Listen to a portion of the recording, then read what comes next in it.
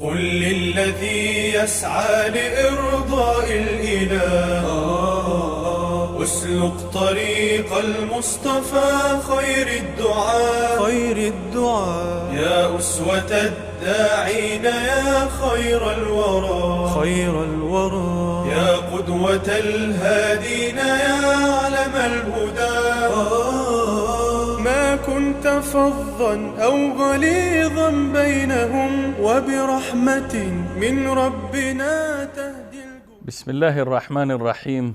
نحمد الله سبحانه وتعالى على منه وكرمه وإحسانه، وأصلي وأسلم على المبعوث رحمة للعالمين محمد الأمين وعلى آله و صحبه اجمعین. بینندگان ارجمند و گرامی، در هر کجایی که هستید و در این لحظات دارید برنامه خودتان، برنامه با دعوتگران را مشاهده می‌فرمایید، خدمت یکایک شما عزیزان و سروران عرض سلام و ادب و خسته نباشید دارم و امیدوارم که از نعمت صحت و عافیت برخوردار بوده باشید. در این برنامه باز هم طبق معمول با مهمان دیگر، با دعوتگر دیگر و با عالم دیگر در خدمت شما هستیم که البته مهمان این قسمت از قسمت‌های برنامه من، چهره ایشان و صدای ایشان خیلی ها آشناست و شما با ایشان آشنایی دارید و بارها از طریق شبکه جهانی وصال حق و از طریق دیگر رسانه ها چهره ایشان را دیده اید. در این برنامه مهمان گرامی من جناب حضرت مولانا مجیب الرحمن انصاری هستند. من خدمت جناب مولانا عرض سلام و ادب و خسته نباشید دارم و حضور شما را در برنامه با دعوتگران خیر مقدم عرض میکنم. تشکر. من هم خدمت شما جناب استاد بزرگوار، استاد عزیز و همچنین خدمت همه بینندگان عزیز و گرامی عرض سلام و ادب و احترام دارم. سلامت باشین جناب مولانا بزرگوار. خوشحال هستم که بار دیگر فرصت میسر گردید تا با برنامه دیگری که البته متفاوت تر از بقیه برنامه های ما که در شبکه جهانی وصال با هم رفتیم متفاوت تر هست. در این برنامه البته جناب مولانا شاید خیلی خودمانی صحبت بکنیم و سوال های زیادی است که ما بیننده های عزیز و گرامی ما منتظر هستند که با مولانا صاحب مجیب الرحمن انصاری از طریق برنامه بیشتر آشنا شوند، با البته با زوایای مختلف زندگیتون.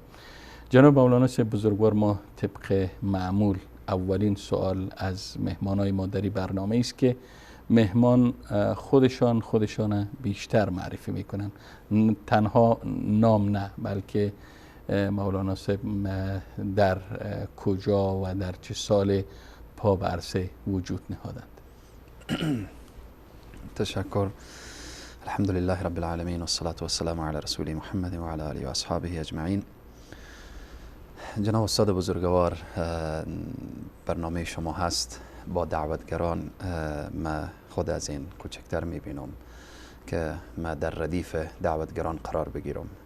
مقام دعوتگران، فضایل دعوتگران و ارزش دعوتگران بالا و بالا هست عند الله و عند الناس، و اینکه شما با حسن ظنی که دارید و مرا دعوت کردید و مرا در ردیف دعوتگران قرار دادید، الله سبحانه و تعالی ما را در این راه بپذیره و قبول کنه و ما همیشه خود را خادم علما و خادم دعوتگران میدانم.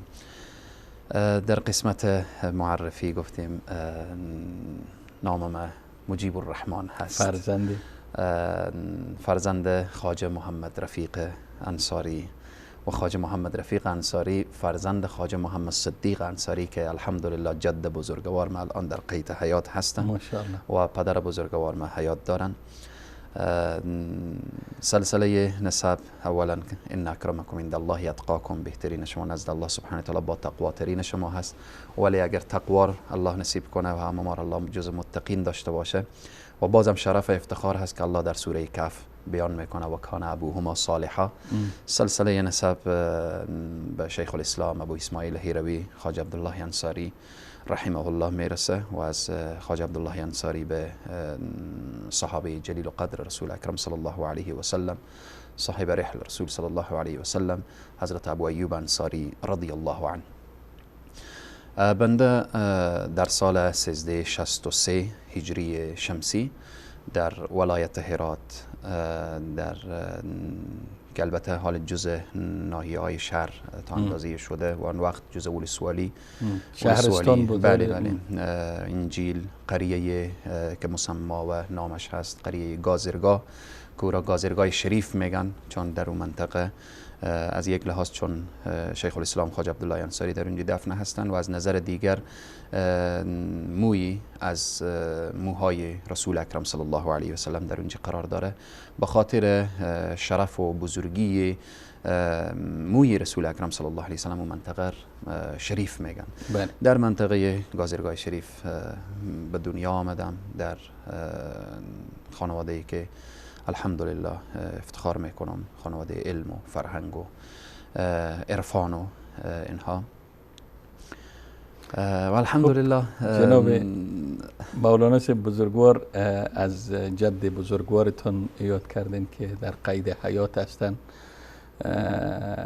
و امیدوار هستیم که شما هم مانند جد بزرگوارتان عمر طولانی و همراه با البته عمل صالح نصیبتون شود و در عرصه دعوت و بیدارگری و روشنگری انشاءالله گام های بلند بردارین و تا الحال الحمدلله که برداشتین و امیدوار هستیم که این روز به روز رشد کنه و در بیداری مردم و رشد فهم و درک مردم نسبت به دینشان بیشتر تاثیرگذار واقع شود.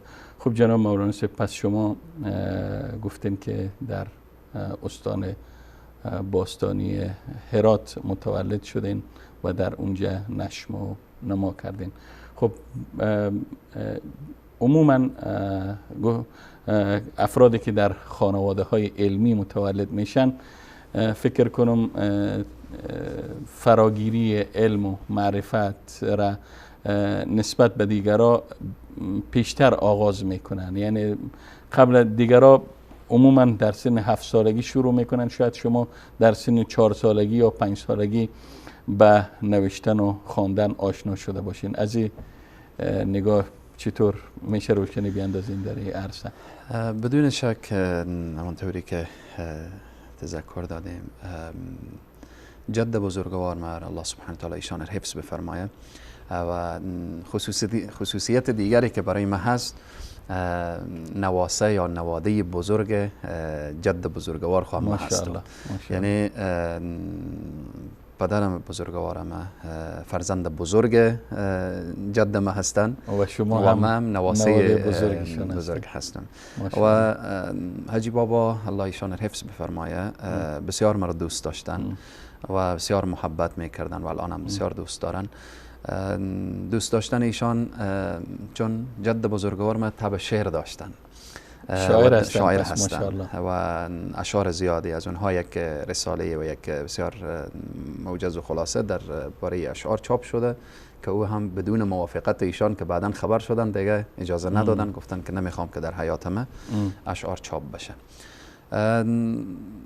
از وقتی که یعنی خود یاد میدم از سن عموما اطفال از 3 سالگی و 4 سالگی دیگه خب همه چیز متوجه میشن، حافظشون. من حتی از سن 4 سالگی بعضی اشعار رضاجی بابا حفظ کرده بودم. ماشاءالله.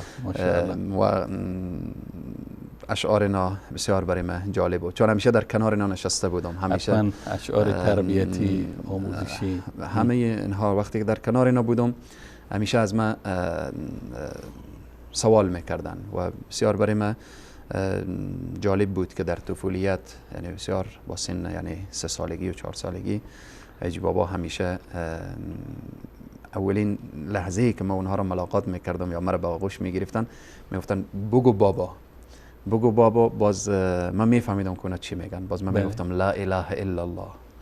لا ماشاءالله. اله الا الله، چون اونا دوست داشتن که امیر از زبان ما بشنون. همه مجردی که من میدیدن میگفتن بگو بابا. و تا سن 9 سالگی دروسه که بسیار ابتدایی و بسیار در داخل خانواده در کنار پدر بزرگوار خود و در کنار جد بزرگوار خود، خداوند در دوشان انشاءالله حفظ و کنه و همچنین عمر طولانی برشان عطا بکنه.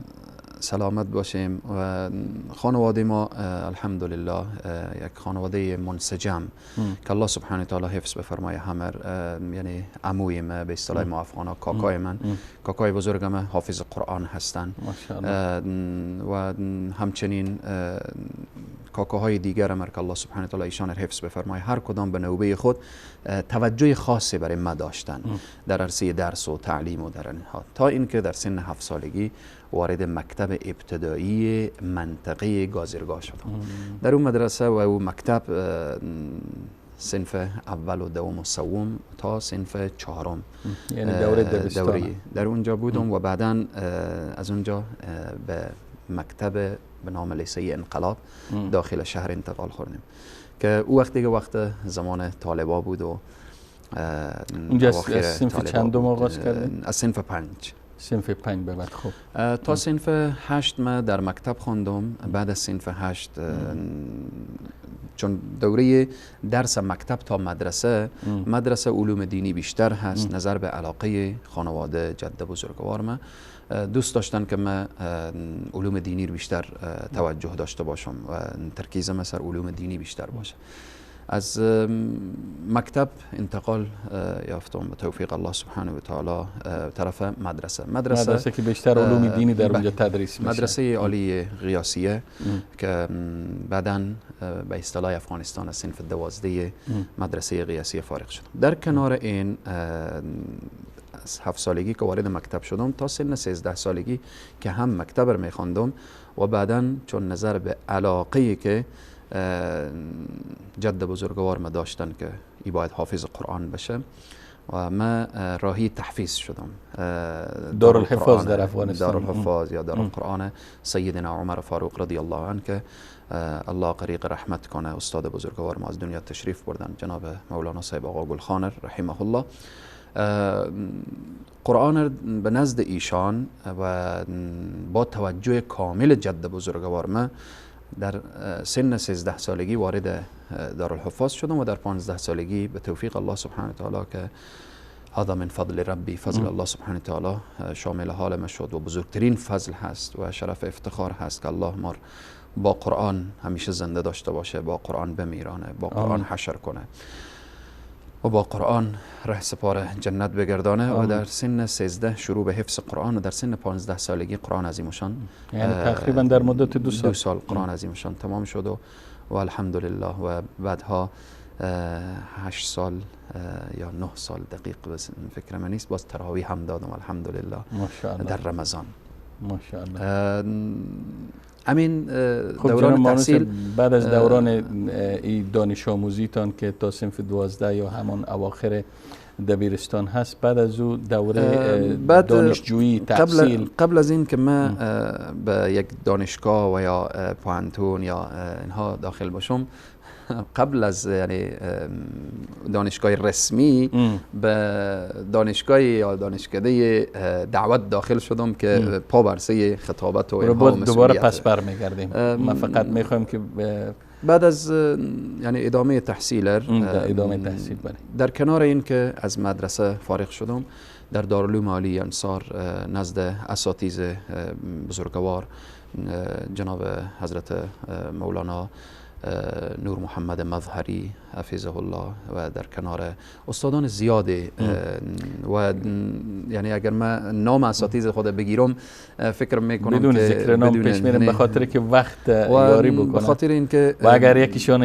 نامشون بگیرین دیگرها بانه شاید بمیرش. واقعا اساتید بزرگوار هر کدام بسیار زحمت کشیدن و خصوصا در افغانستان عادت هست که دوره ابتدایی در مدارس خصوصی صرف و نحو و مسئله بلاغت و مسائل فقه و تفسیر و حدیث و اینها که خوانده میشه.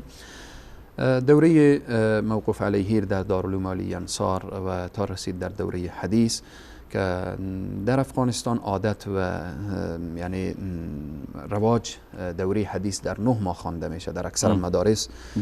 کل صحاح که هست یعنی کتب سته که هست، صحیح سته از بخاری و مسلم و ترمذی و ابو داود و نسائی و ابن ماجه.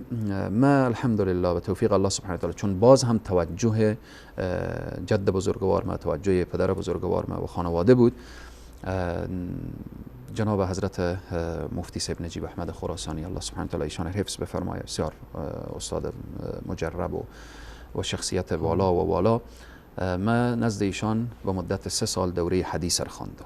یعنی دوره حدیث من 3 سال طول کشید، چون میخواستم که آن قیل و قالی که در احادیث هست و تطبیق احادیث با مذاهب و با اینها، و بسیار علاقمند بودم جناب استاد بزرگوار که ما بتانم روزی علم از یعنی منبع علم و دوست داشتم حدیث از زادگاه حدیث بشنوم، بخوانم، ببینم و زانوی تلمذ به نزد اساتید بزرگوار سرزمین وحی داشته باشم، تا اینکه الله سبحانه و تعالی نصیب و تقدیر کرد و عازم سرزمین مدینه منوره شدم و در دروس مشایخ و بزرگواری که در داخل مسجد النبوی صلی الله علیه و سلم که از آن جمله در درس تفسیر حضرت شیخ ابوبکر الجزایری حفظه الله که الان بسیار مریض هستند در خانه قرار دارند و درس ایشان شرکت میکردم و در درس احادیث مشایخ دیگری که داخل حرم هستند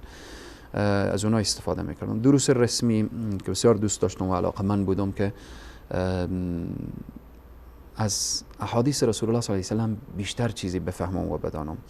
1 سال کامل وقت خود را گذاشتم به اخذ حدیث در مدینه منوره، وارد دانشکده حدیث شدیم جامعه اسلامی مدینه منوره.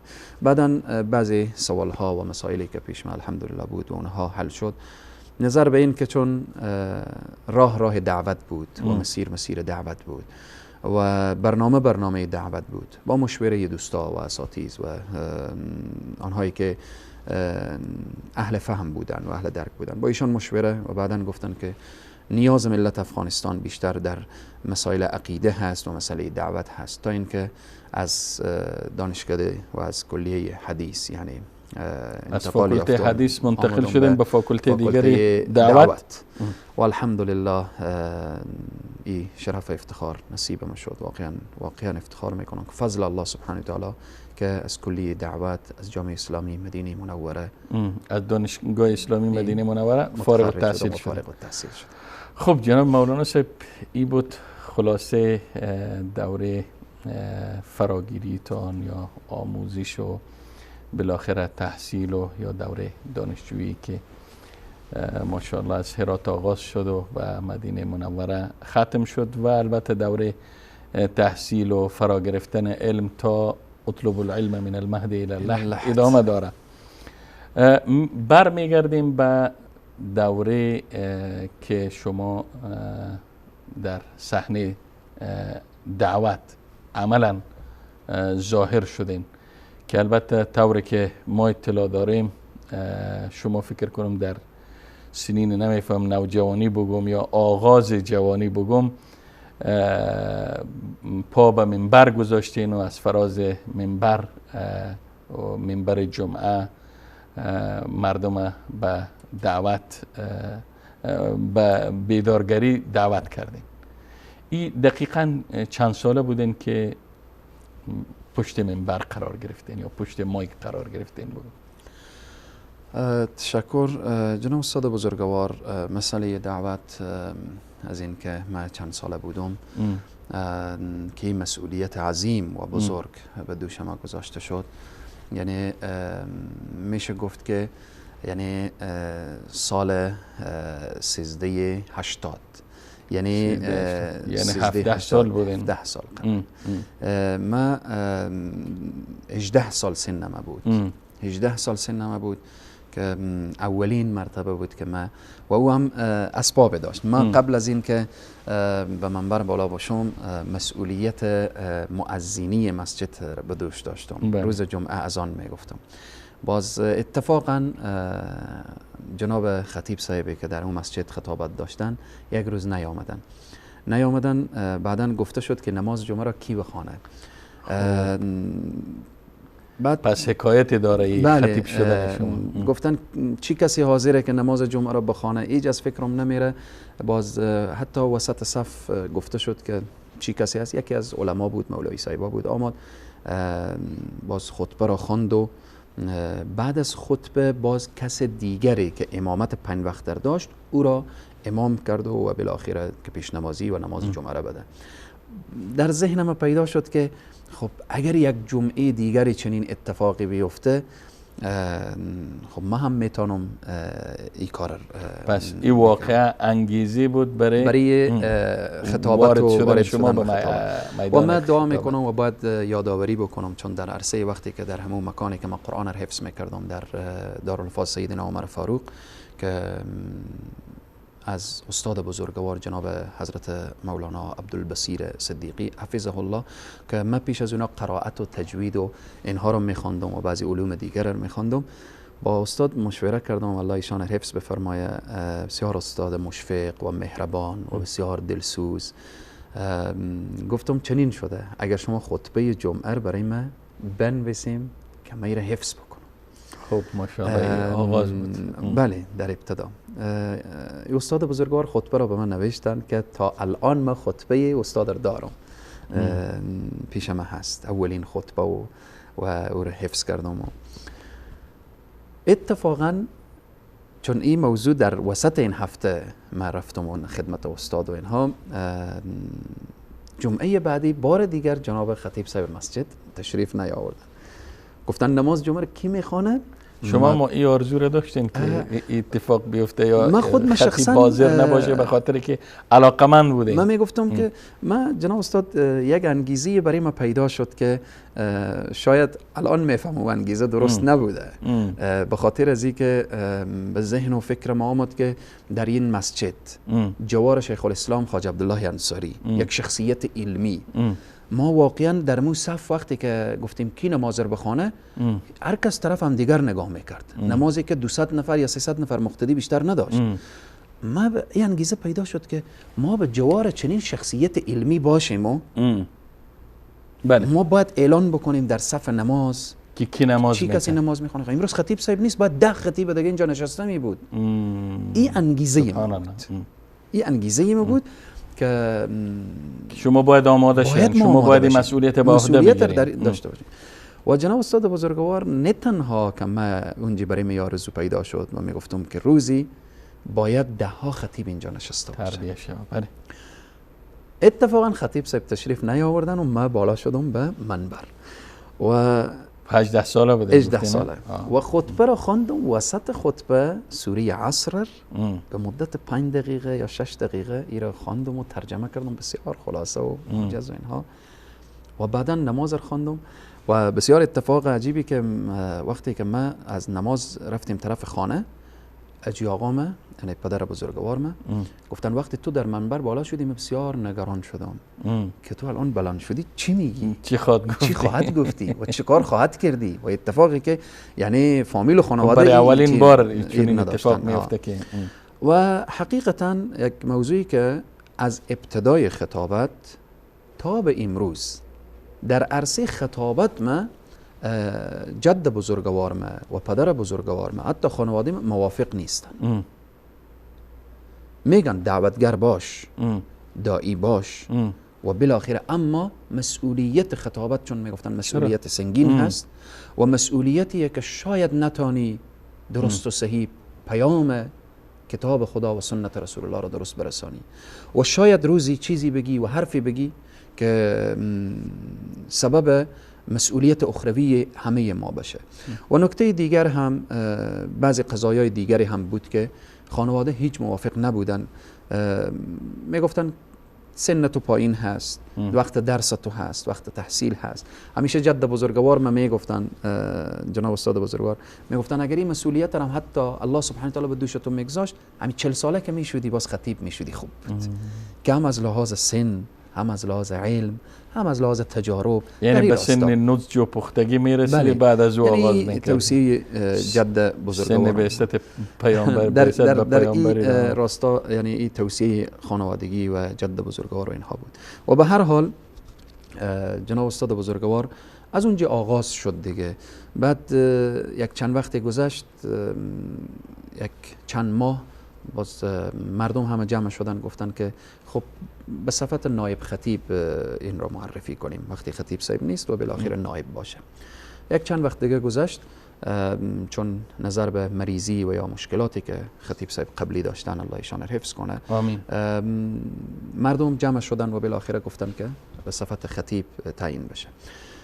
همین بود که مسئولیت عظیم و بزرگ یعنی در سن 19 سالگی دیگه رسما از طرف ریاست حج اوقاف به صفت خطیب و این مسئولیت عظیم و بزرگ مسئولیت هست به دوش ما گذاشته شد تا اینکه ما طرف یعنی برای تحصیل طرف مدینه منوره آمدم رفتیم و مسئولیت خطابت به دوش برادرم شیخ فضل الرحمن که از داعیه و دعوتگران امروزی در داخل افغانستان می درخشن، الله ایشان حفظ بفرمایه. آمین آمین.